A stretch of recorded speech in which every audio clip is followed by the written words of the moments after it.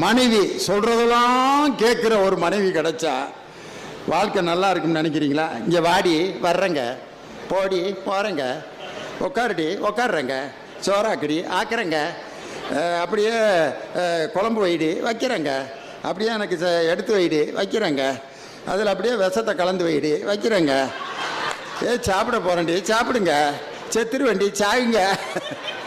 இதுக்கு பேர் பொம்பளையா? இது கூட வாழ முடியுமான்னு கேட்குறேன் நான். சொல்கிறதெல்லாம் கேட்டுக்கிட்டே இருந்தால் அதுக்கு அது குடும்பமே இல்லை.